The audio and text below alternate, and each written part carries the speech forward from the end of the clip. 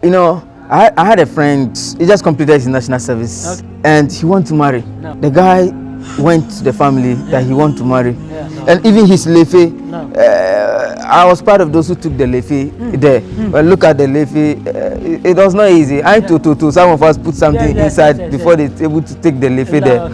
And trust me, the families also look at the lefe, they know that this one is not the standard of the normal generation. Yeah. But they allow. No. And they married. No. Trust me, the guy right now is a lecturer in USA. Allahu Akbar. Yes, he did his PhD in USA and became a lecturer. Allahu Akbar. So sometimes you don't look at the No. current state, No. but look at the future. You can predict. Allah has given us wisdom. No. He has given us sight.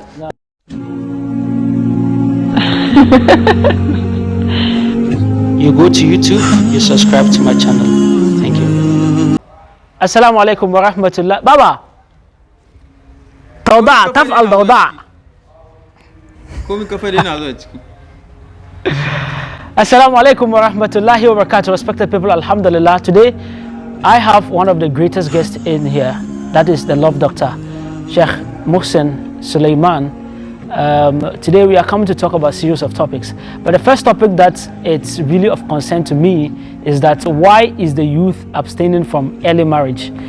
We have a lot of us, we have gone to school, finished, graduated, maybe learn a skill, we have still graduated, and we still do not really think or take marriage to be the priority. Some of us, when we make the money, we have a lot of options. We choose to build our houses first. Some of us, when we make the money, we have a lot of options. We seek to do masters or acquire more education first. Some of us, when we make the money, we seek to invest in business that will grow big before we will now come and think of marriage. So the question to our love doctor today is, why have we taken marriage as a least in our options when scaling our priorities? So Sheikh, Assalamu alaikum wa rahmatullahi wa barakatuh. Wa alaikum salam wa rahmatullahi wa barakatuh. MashaAllah. So Ustaz, let's go forward. A lot of people have this kind of problem where they don't really put marriage first. The person works, when a person makes some monies, the person has a lot of options, maybe either to further his education or to invest in business or to build a house or to travel to abroad to go and hustle for more money. So marriage is actually the least among some people list, you understand? So a lot of young people's list. So I am wondering what contributes to that. Why do people don't really consider early marriage these days? A'udhu billahi minash shaitanir rajim. Bismillahir rahmanir rahim. Praise and thanks be to Almighty Allah. May peace and blessing of Allah be upon our noble Prophet Muhammad sallallahu alaihi wasallam, his household, his companions, those who follow his teachings and guidance until the day of reckoning. You've really asked a very important question and a very sensitive question, and that's, inshallah, we try our possible best to see what we can say about it. Marriage is very important, and what I've realized is that most of the youth coming out, the problem is we don't have understanding or good understanding of marriage. And we don't see how Islam has elevated marriage to the level Islam has elevated marriage. So mostly it becomes a secondary issue to most of us, or most people, which is quite unfortunate. But if we understand marriage in the perspective of Almighty Allah, the perspective of Prophet Muhammad sallallahu alaihi wasallam, as Prophet Muhammad sallallahu alaihi wasallam said, "Say man tazawwaj faqad kammala nisfa dinahu." Whoever marries is as though you have divided your deen into two. So the rest you worship Almighty Allah to complement the marriage that you are in. That means you have completed half of your religion, half of your deen. You've completed half of your religion. Just look at it. Your whole of your ibadah has been divided into two when you marry. Allahu Akbar. So the rest is a different ball game altogether that you have to do in your ibadah. So what I understand right now is that you said people don't marry because they really have vague understanding about why they need to marry. That is one. And two, a lot of people, things that we're supposed to do in marriages, now people do it outside the marriage. Yes, things that to entice you to marry. Now people see it, do it in a haram way, and they do it illegally. Please be specific. Yes, what I'm talking about is zina, fornication. Yes, a lot of people do fornication just like that. Okay. So the urge to marry, Yeah. It is no more there. No more there. A lot of people don't feel the urge. If it is about zina, Yeah. after I have a girlfriend, I have a girl that I do all sort of things with her. So this is a very big problem to our generation, which is very problematic. You know, but if you wake up early morning, then you realize that your sexual urge has gone up 3 days, 4 days, and you fast this week, next week you fast. You realize that no, Charlie, I can't it's very difficult to continue with that because there's some natural instinct Allah's placed you, is calling you. So that will urge you, that will push you to go and marry. But now it's not there. You see a brother is having, some even have cars, some have means that they can take care of a woman, but they don't do it. They have placed a different priority, that is to have a big house, to build a house, to travel and go and spend. They will go travel and go abroad, and within the abroad they have to go and be doing having some girlfriend. They'll be doing a lot of haram things. Are you getting it? So it's taking a lot of people's mind out of the marriage, the issue of marriage. So the second point here is that people have options of illegal, like zina. Exactly. That is why they don't really marry. They don't because care. If that option would have been closed, like exactly, if that option could have been closed, that a lot of people could have married early. And Allah subhanahu wa ta'ala has promised that there are some people that Allah subhanahu wa ta'ala will take care of them. That is people who, among them is what? When it's people who marry. If you marry, Allah subhanahu wa ta'ala will take care of you. I had a brother who completed university for almost 6 to 7 years. He was looking for a job and he was not getting the job. At the same time, he has seen someone he wants to marry and he took the risk. He has a room, they helped him to get a room that he wants to live in. But in having the room, he took the risk. He married. After 3 weeks, he was called to work. It's a very big firm. For 6 to 7 years, he was looking for a job, he was not getting. So when he married, Allah said, no, since I have promised that some people have to take care of them, Allah subhanahu wa ta'ala intervened and gave him a very superior job. So sometimes Allah subhanahu wa ta'ala will have hand in your marriage. Yes. And there are a lot of people that are getting into marriage before the marriage, they had nothing. But trust me, the few days before the marriage or the day of the marriage, some of the things that they get is absolutely amazing. There are some people that we do encourage. You know, sometimes it's not having plenty money, but you have little means that you can take care of woman. Wallahi, you take the bold decision and get into marriage, and Allah subhanahu wa ta'ala will bless you. You see, all these things we are saying, they are good points, you understand. I think that the society also counts, because a person can work, like he graduated from school, he's earning some small money, either 1,500 or 2,000 or 2,500 or 3,000. Then he thinks he can settle down. When he goes to marry a woman, they tell him, what do you have? Exactly. So is the society not also believing in this? Sometimes you don't allow the society. Like families. Yes, it is there. It is there. The society is there. Sometimes you don't allow society to dictate the pace of how you live your life. You need to have strong will. At the same time, you need to know the kind of woman you are going for, the kind of family you are entering in. Yes, so you need to have a strong will. Don't allow the society to dictate your life when you know what you are going to do is right. Yes, they can have their perception, but you know you have your goal, you have your vision, you have your dream, and you know the steps that you are going to take to reach that dream. So you don't allow society to dictate for you. You take it. Look at what Allah subhanahu wa ta'ala is looking for. So if what Allah subhanahu wa ta'ala is looking for supersede the perception of the society or the dictates of the society, then you move by the dictates of Almighty Allah, and Allah subhanahu wa ta'ala will put more blessings in your life. Because I think that this, what does he have? This one, what do you have? You don't have anything. I think that's one of the reasons why when boys get more money, they don't think about marriage and they want to go and look for more. You know, I had a friend who he just completed his national service. He completed his national service and he wanted to marry. And the lady she has her ways of means that she's able to do a lot of things for herself. And the guy went to the family that he wants to marry, and they allow him because they've seen the potential in him. He didn't have anything by then, but they saw a lot of potentials in him.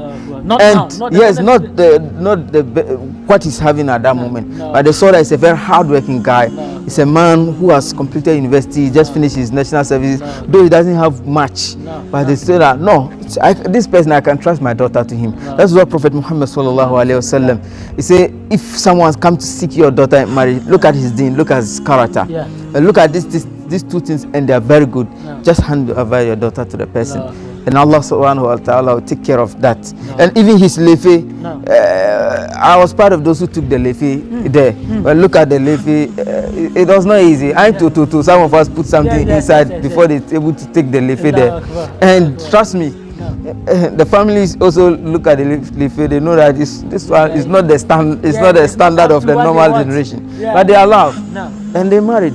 Trust me, the guy right now is a lecturer in USA. Yes, he did his PhD in USA and became a lecturer.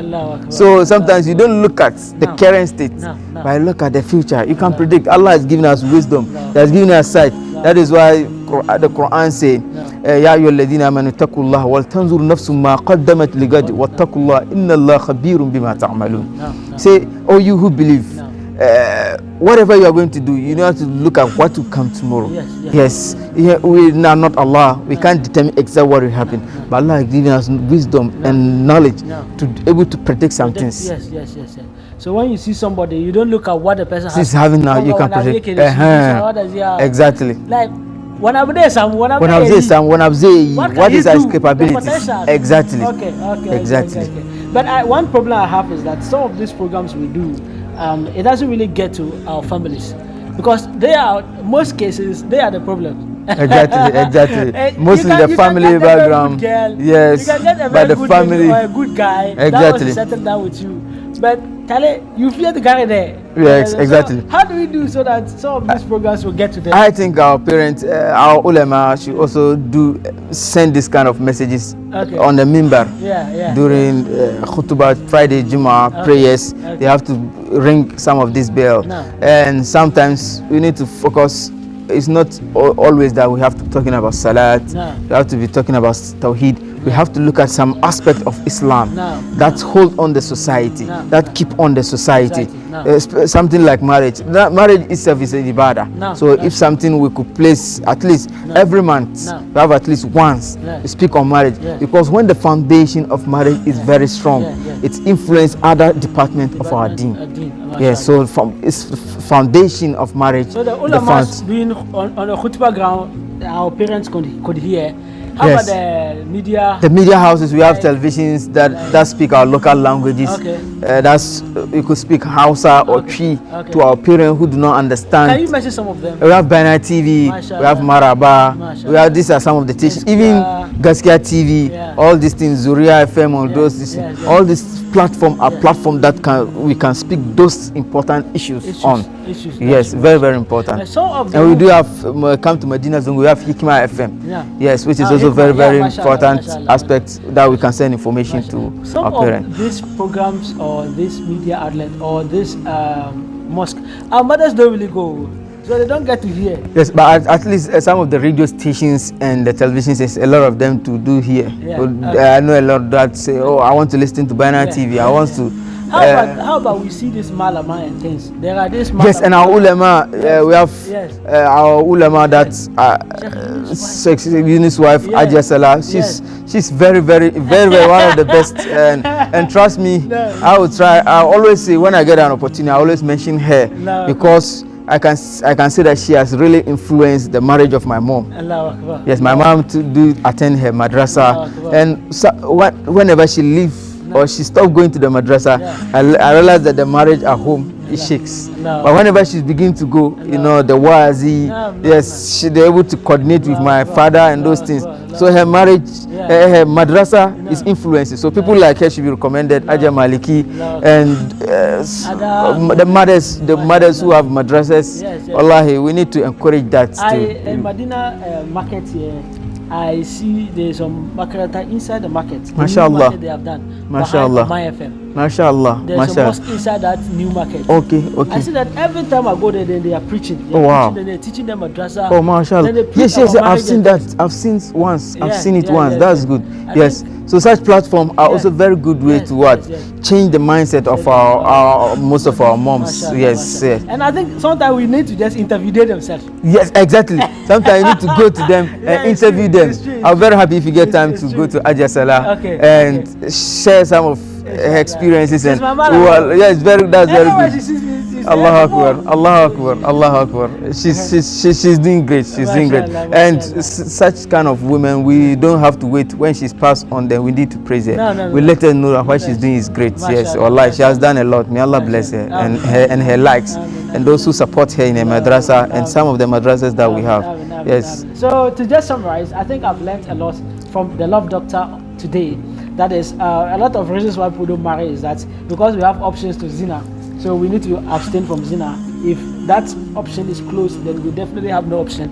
Exactly. Another option is that we don't really understand why we marry. You understand? Because you don't really understand why you marry, you have a vague understanding of marriage and you wouldn't want to go into it. Allahu Akbar. I wish to bring the last time I went to Ajia Salah and the story she told me.